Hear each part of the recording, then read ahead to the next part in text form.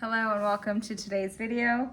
My name's Haley and I'm going to be wrapping up the 6th gene key today, which is titled The Path to Peace. This Siddhic state is peace, which is what we're going over today.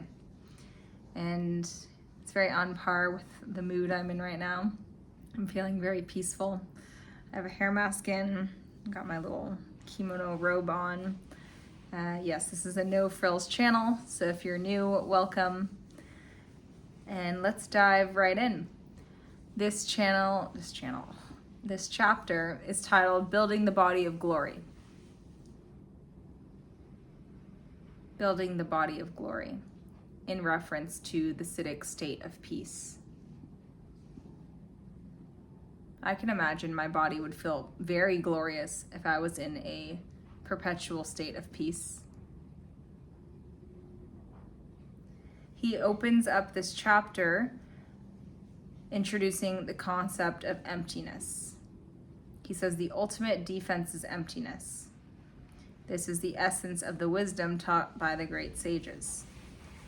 And so when I first read that, I used to study Tibetan Buddhism a few years back, and I thought of the concept of emptiness as taught through a Tibetan Buddhist lens, which, if you're not familiar with that, in Tibetan Buddhism, they teach that everything is empty of a nature. I've actually talked about this in one of my modeling videos on my channel, which I will link below. And I talk about in that video how the nature of modeling is empty of a nature.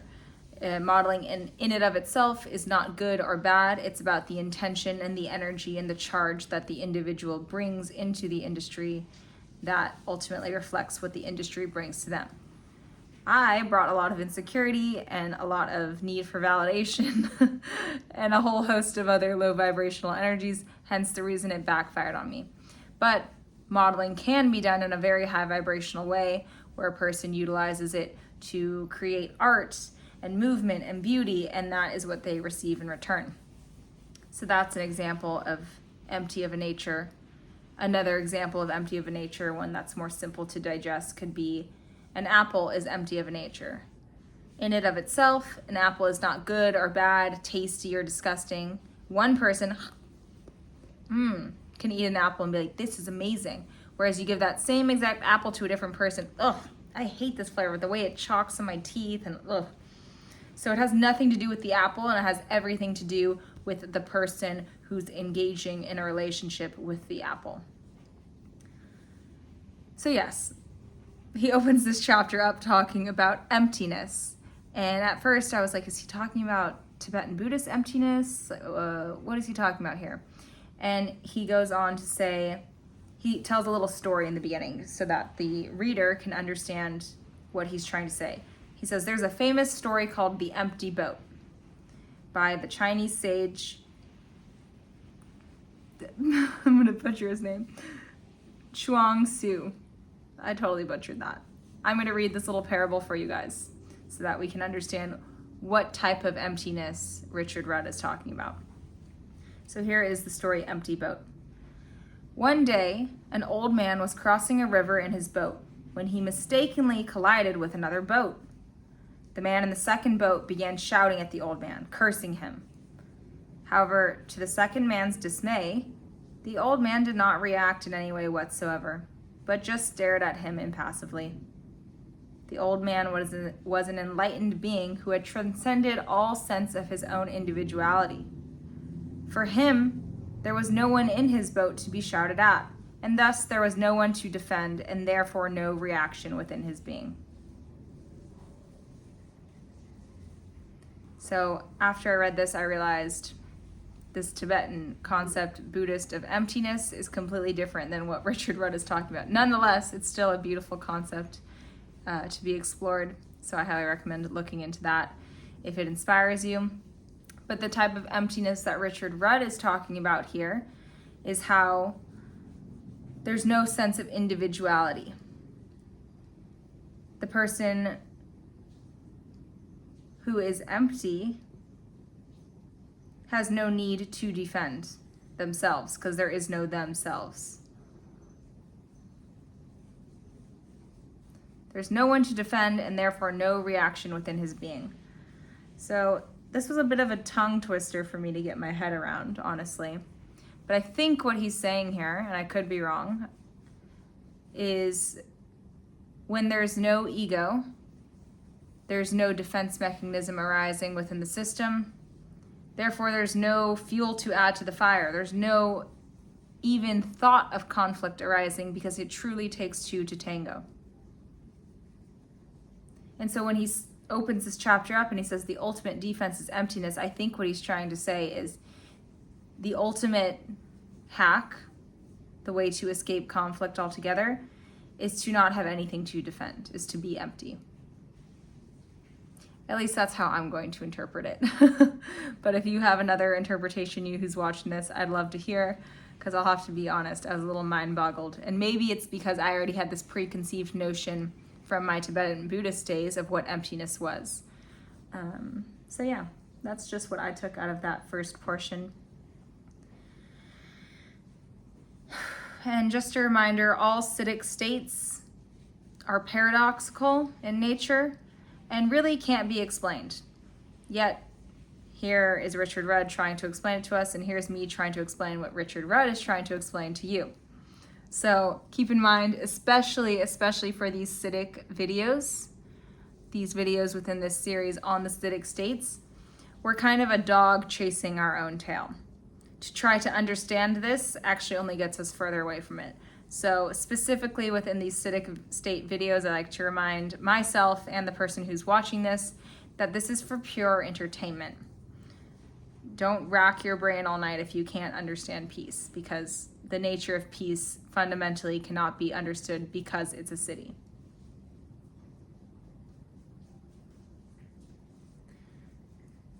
And in that light, Richard Rudd goes on to describe peace to us.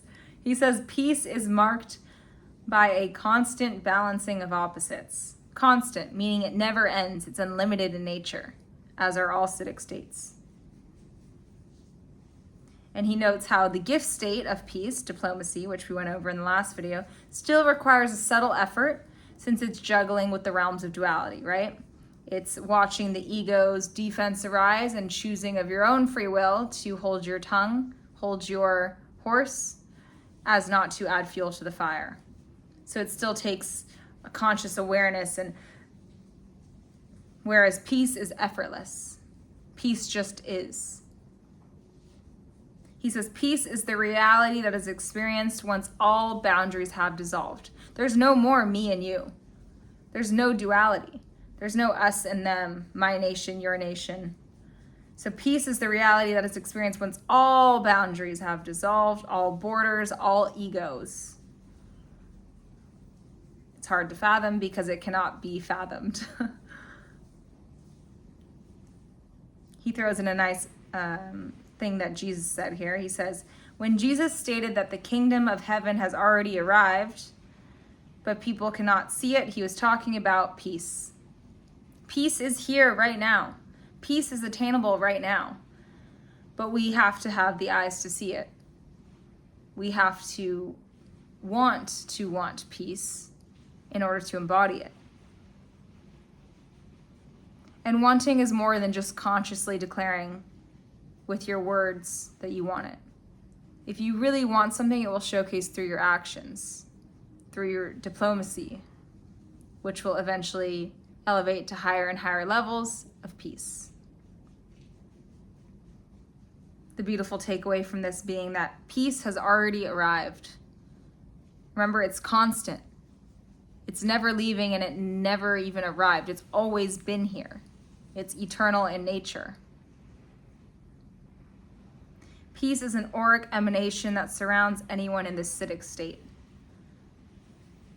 Okay, so who do I know that I have like a little inkling, just a little, that they might be enlightened, right? Because they have this like overwhelming sense of peace.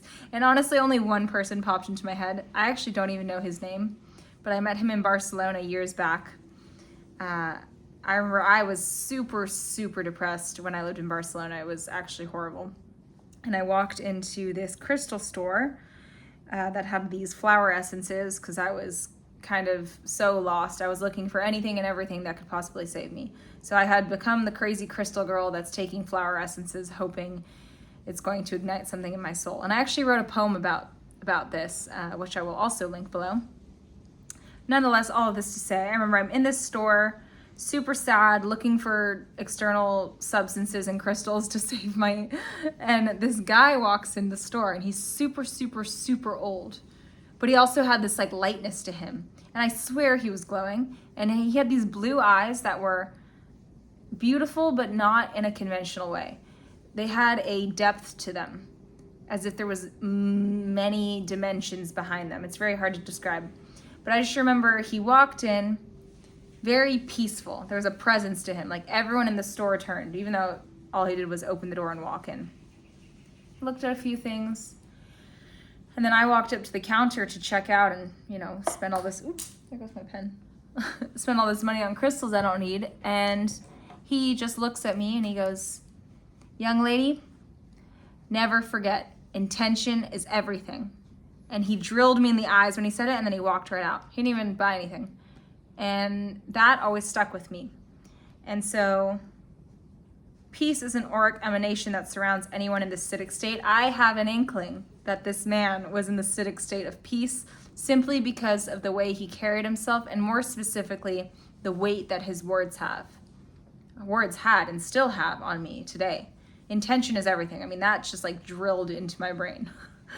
And yeah, I do think the person that is carrying this peace, not only can it be felt when they walk into the room, but it can never be forgotten. It's a type of energy that penetrates even the most unconscious, depressed people, right? I was in a horrible state when I lived in Barcelona, and that man brought me so much solace, so much peace by simply being that peace. So interesting to contemplate here. Who have you met that you think emanates the Siddhic state of peace? It's a pretty beautiful thing to meet someone who has that high of a frequency. Not frequency, a state. I went over this in the last Siddhic video. Siddhic states are eternal, meaning they cannot be measured through frequency. It's important. So he says that this is a spontaneous process, right? It takes one holy instant to knock yourself into enlightenment.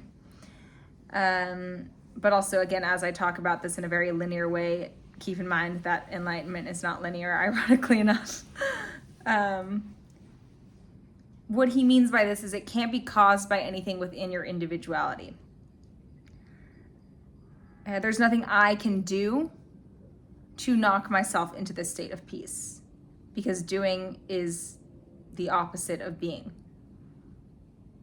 Or doing is the separation of being, and being is the underlying foundation of all Siddhic states. So there's nothing you can plot or plan. And I used to think this. I used to think, I can meditate my way to enlightenment or peace or whatever Siddhic state I'm talking about.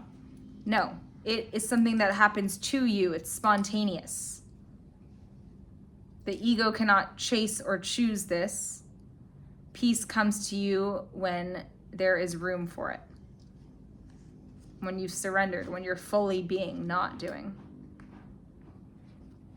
So I feel like, considering how hard it is to describe any Siddhic state, I think he's doing a really good job within this chapter of describing peace.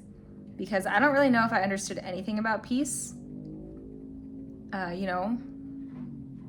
other than my own experience with what I believe to have had peaceful moments with, like with that guy in Barcelona. But I think he's doing a really beautiful job here of describing this city in a way that is digestible. And this state of peace is eternal because it's a city. And he says, because it's eternal, all boundaries are dissolving, right? Even the boundary of your body. So what does that mean? That means that your awareness is no longer localized in your body. It's experienced as traveling through all forms. You realize that all life is alive. Again, all of this is very hard to envision, and that's because it's not meant to be completely understood. A sense of peace that emanates from these revelations is indescribable. All inner conflict comes to an end. Now, doesn't that sound nice? I love this line. He says, to be in the physical presence of the sixth city is to bathe your body in its truth. And there's a little hint in there. To bathe your body in its truth. This implies that the truth has always been there. Once again, the peace has always been there, waiting to be tapped into.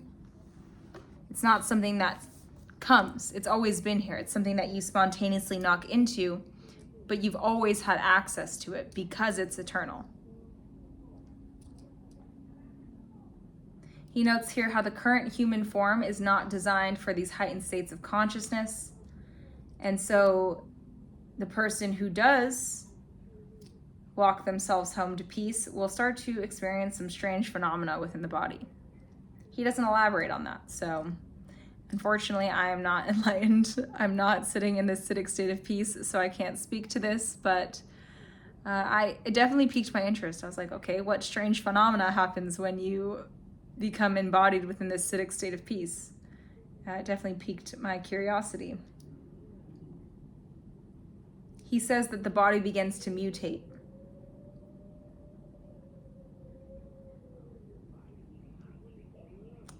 And he notes how this is why so many great sages suddenly become deceased. Because all these mutations the body can't handle. Interesting. That's a bold statement, Richard Rudd.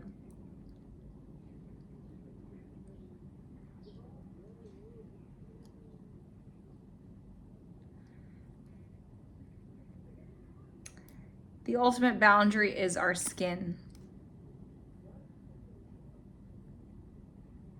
And he says that the person who begins to manifest this Siddhic state will oftentimes appear translucent. That sounds kind of funny if you've never met someone in this state. But I read this, and again, I thought of that guy in Barcelona. In my head, I've named this man Ben, even though I don't know his actual name. But I thought of him because there was this eminence to him. The man was literally glowing, like it was crazy. Not just like a halo, like literally all around his body and his eyes. And I remember thinking like, am I making this up? But then I read this and I thought, okay, so he actually was glowing. So there's quite literally a visible, tangible radiance to these people. So not only are they carrying in this frequency of peace that makes you feel peaceful, they also visibly look alluring and peaceful and beautiful and bright and filled with light, enlightened.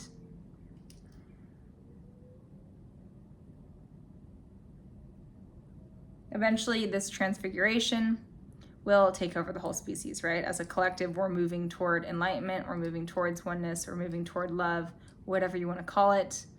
And so, yeah, that's something to look forward to, but not really, because once again, this is not linear. This is interesting and a little woo-woo. So warning, if you don't like woo-woo, you can leave this next portion out. He says, as our skin cells learn to capture light, our digestive system will gradually become defunct, meaning it won't need to exist, it won't need to function, because light contains the ultimate nutrients for the subtle body. I'm going to keep reading this woo section for you guys. He says, as far as the pH of the body is concerned, the spiritualization of the physical form will gradually weaken the extremes of the pH scale, thereby reducing the acidity and alkalinity of the body. Eventually, as all solutions within the body become neutralized, the hydrogen ions that form the very basis of the pH scale will evaporate, and the body will disappear altogether. The ultimate boundary between me and you, bodies, will disappear altogether. This is what he says will happen when we are collectively embodied in this state of peace. The dogs are barking. I always pay attention to when the dogs bark, because I can't help but think that maybe it is consciousness trying to tell me something. But that's just my opinion. The last thing I'll leave you guys here with is he says, only when peace is recognized on earth as the natural state of our collective consciousness can the future vehicle of humanity be built.